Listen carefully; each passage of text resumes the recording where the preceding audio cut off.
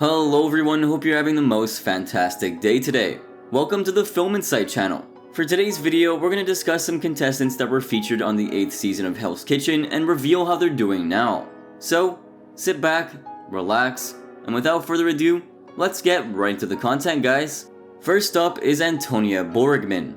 Hailing from Chicago, Illinois, the 40-year-old Boregman came in last on Season 8 of Hell's Kitchen. Her stay in Hell's Kitchen was short-lived after she served Gordon Ramsay what is possibly one of the worst signature dishes ever. Before coming to Hell's Kitchen, she worked as a line cook and a beautician. In her interview for the show, she stated that her favorite items to use in the kitchen were salt, pepper, and Tabasco. For the signature dish challenge, she presented a Mardi Gras gumbo, which quite literally had the appearance of diarrhea. It made Ramsay sick, and upon tasting it, even the other contestants were horrified by the brown liquid Boregman had manufactured. It was a horrid start for Boregman and also the end of her run in Hell's Kitchen. What is it? It's a Mardi Gras gumbo. Oh, God. And does it normally look like a plate of liquid shit? No. Every time I make my gumbo, it always gets eaten, then everybody loves it. It's gonna be good. Oh, excuse me. Ow. God. This is because Boregman unfortunately came down with a migraine and had to be hospitalized. Hey, where's Antonia?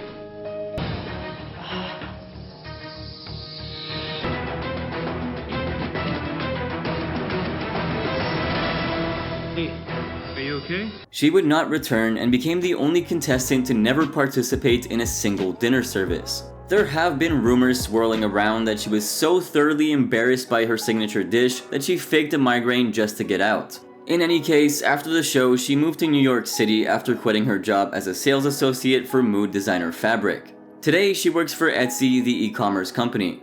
For our next entry, we have Lisa LaFranca. Hot on the heels of Boregman was a 48-year-old Lisa LaFranca, a corporate food director from Brooklyn, New York.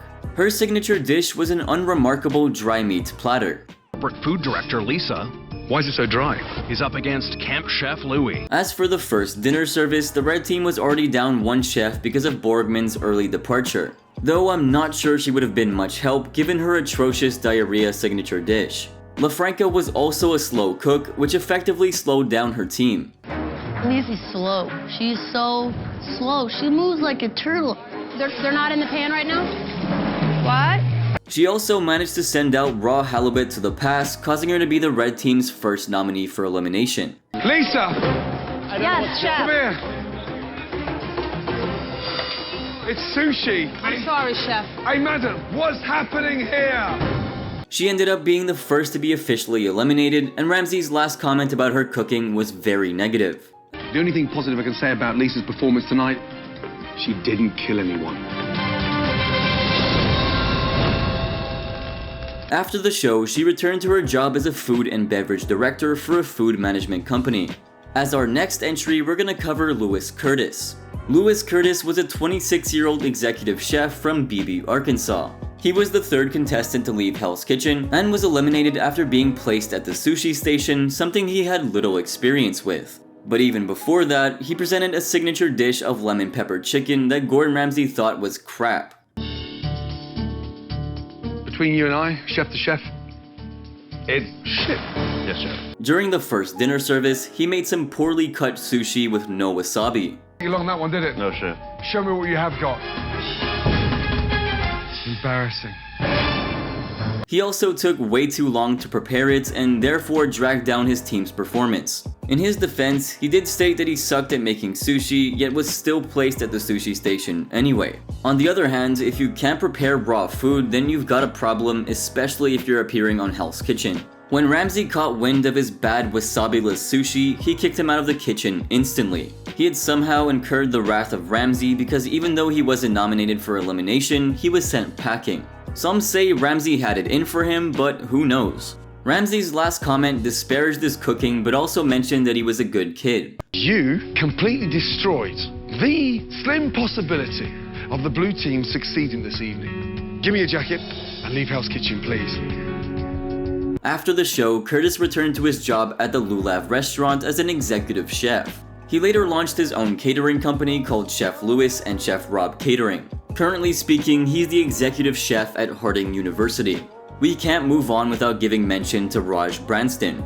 Raj Brandston is a favorite amongst Hell's Kitchen fans, but for the wrong reasons. He was a bumbling buffoon that Gordon Ramsay mocked for having cooked longer than himself, and yet his output was always lacking.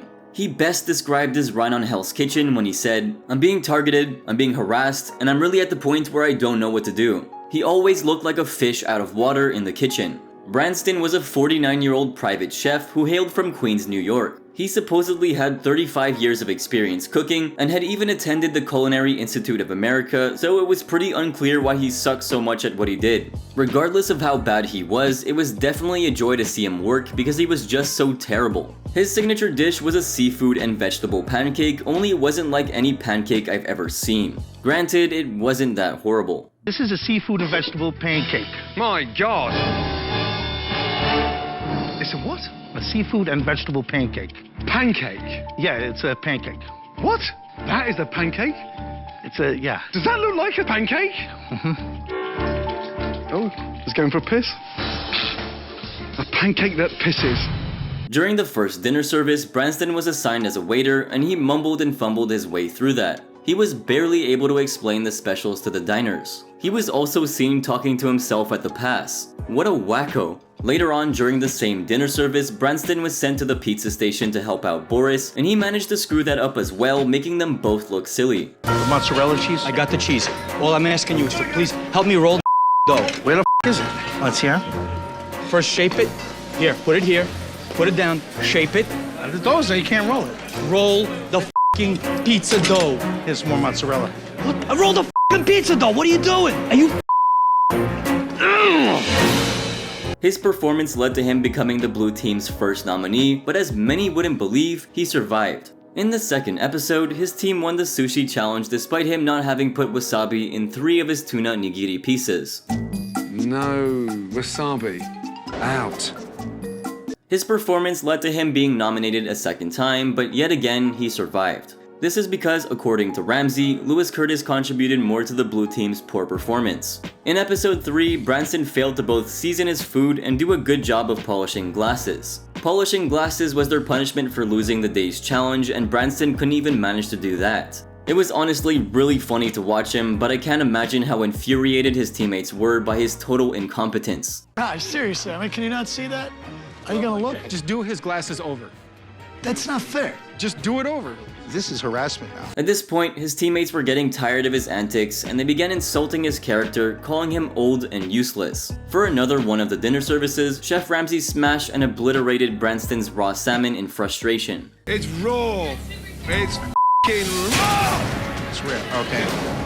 The incapable Brandston also managed to waste a few Dover sole fish they had, so when diners asked for Dover sole, there were no more to serve. This was it for Brandston, as Chef Ramsay had had enough. When it came time for elimination, he was sent home despite being on the winning team. One comment on YouTube about Brandston read, "If Raj had won the competition and gotten his own restaurant, I can guarantee he would have ended up appearing in an episode of Kitchen Nightmares." Ramsay's comment on Brandston was equally as denigrating. He was the 4th contestant to leave Hell's Kitchen. When the going gets tough in the kitchen, our chef puts his head down and cooks. All Raj wanted to do was put his head in the freezer, and that's why his stay in Hell's Kitchen was a short one. After Hell's Kitchen, Brandston went back to his old job as a personal chef.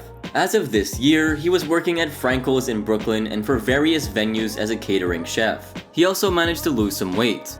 For our next entry, we're gonna cover Luis Repucci. Luis Repucci hailed from Diamond Bar, California, and was 28 years old when he appeared on Hell's Kitchen. He worked as a children's camp chef and had 14 years of cooking experience. He was the 5th contestant to be eliminated from the show. His signature dish was a lobster that Ramsay didn't even get to taste, as he couldn't separate the lobster meat from its shell. During the sushi challenge, he was paired with Rob, and together they failed to put wasabi in all of their tuna nigiri. Despite this, they got 4 of their sushi accepted. No wasabi. Not good enough. 4 out of 9. With a mediocre start of 4 acceptable sushi. During the dinner service, he messed up his Caesar salad and found the time to sarcastically note that it was miraculous that Raj hadn't died from his buffoonery. Back at the dorms, he got into a verbal fight with Raj, who arrogantly mocked the other teammates by calling them kids. He warned Raj not to look down on them when he had failed to become a decent cook despite his age. In the 4th episode, Repucci received help from Trev on his ravioli, but he deviously insulted him by saying that he only saw him as a tool, not a chef. A saute pan? Okay.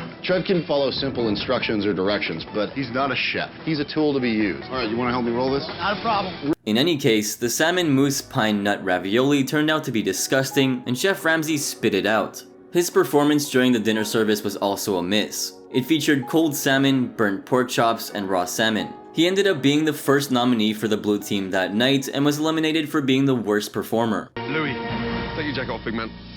Yes, chef. Thank you, chef. Thank you. Get back to camp. Yes, chef. Louis, the camp cook, dreamed of fine dining, but the only thing I would trust him with is toasting a marshmallow. Kumbaya, my friend. After appearing on the show, Repucci went on to work as an executive chef at the Boulder Creek Brewery, where he succeeded in moving up the ranks to the management level.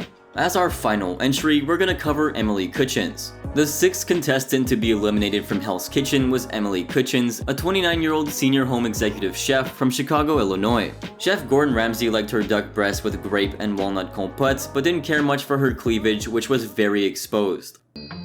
Before we go any further, would you mind just sort of covering your puppies just a little bit?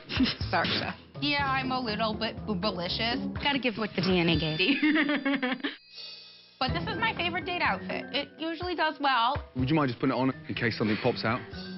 What is it? A duck breast with a grape and walnut compote.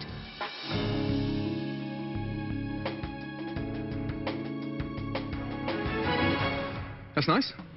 Thank you. To remedy that situation, he gave her an apron to cover herself up. What a gentleman. In the 2nd episode, she did well for the sushi challenge when she and Sabrina managed to get 7 of their sushi accepted. Chef Emily and prep chef Sabrina to keep the momentum going.